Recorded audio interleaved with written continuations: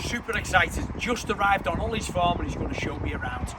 Tell us what that's doing, Ollie, in there. It's producing hot water, which we use for heat all over the farm, for drying grain, heating the workshop, heating the farmhouse, heating the offices, and everything really.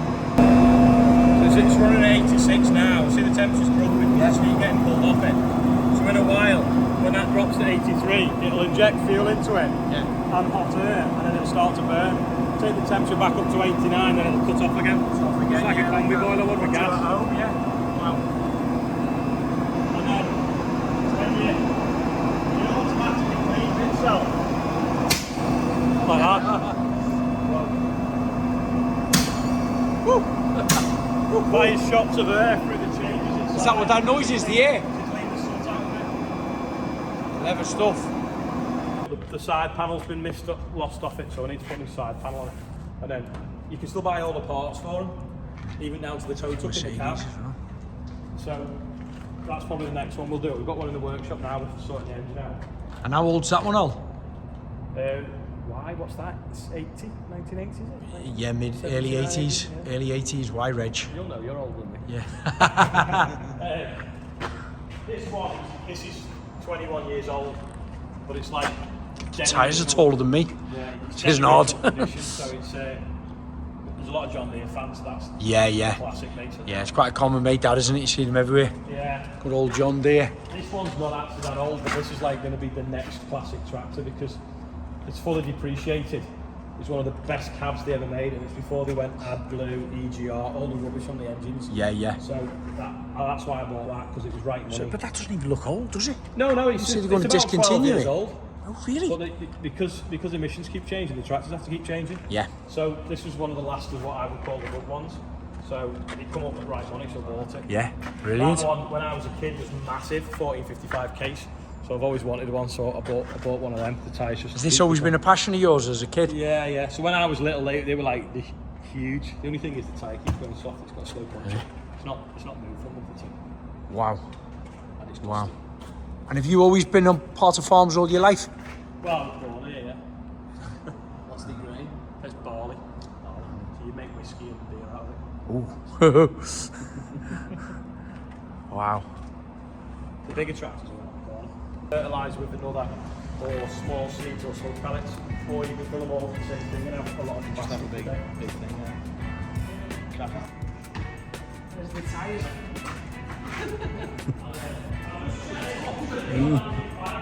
Isn't ours, is it? It's all of me.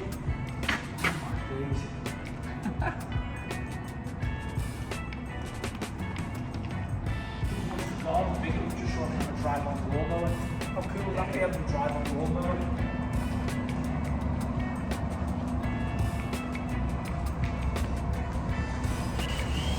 Wow, there. That looks complicated, Al. Well, Rob's just rebuilt the engine. It's a 1690 turbo.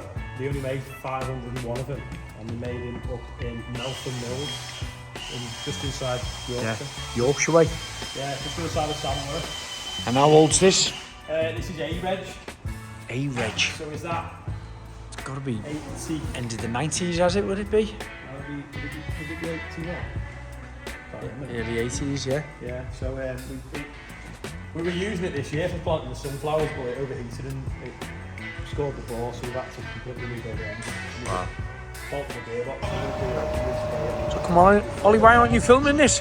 What about your YouTube channel? Come on. Pull your finger out. Pull your finger out. Just give it a shake. That's fine.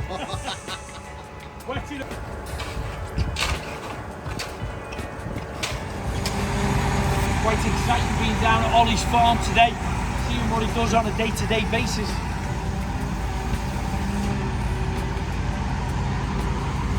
Only 300 kilos. Only 300 kilos of a straw bale lifted up in seconds. How does this one work in our new office build? Well, first we'll start where it came from. Yeah. So that is what we call oilseed rape straw. So your yellow fields that you see in like May, June time, that makes rapeseed oil, which is used for cooking or powering the car. But the stems, so like the waste product, is this, which is basically a really good insulator. If you look, it's like nature's polystyrene. Yeah, so we have tons of this. So you can either use it for animal bedding, or you can use it for biofuel, or what we're going to use it for is insulation in your office. Brilliant. Sounds good. So it's good for the environment then.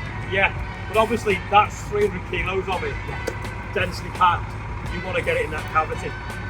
So we're going to put it through a wood chipper. We're going to munch it down smaller so it flows. And then we'll put it into bags and hopefully you'll be able to tip them in the top as you walk to get it to the bottom. Brilliant. Right.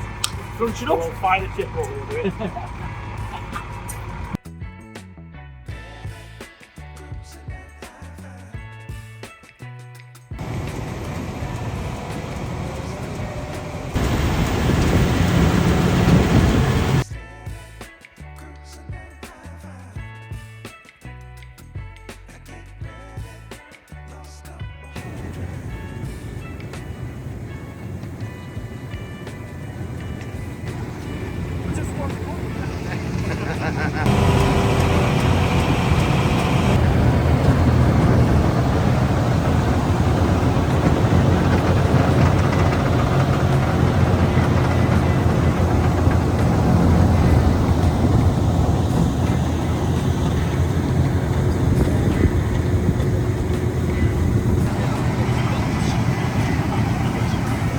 Yeah, so now it's shredded up, obviously it's been through the chipper, shredded it. Yeah. That now will flow really easily into your cavity.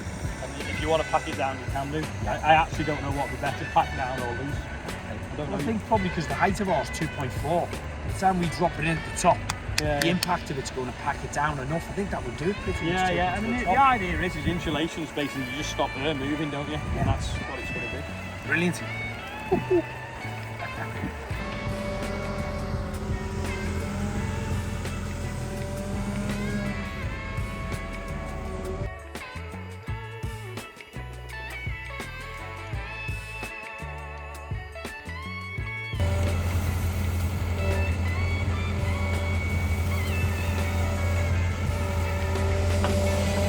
Wow, it's absolutely mind-blowing what goes on here in farms. But the good thing is, I've seen how my insulation is going to be cut up and it's going to get delivered now, and then we can fit it into our concrete pit.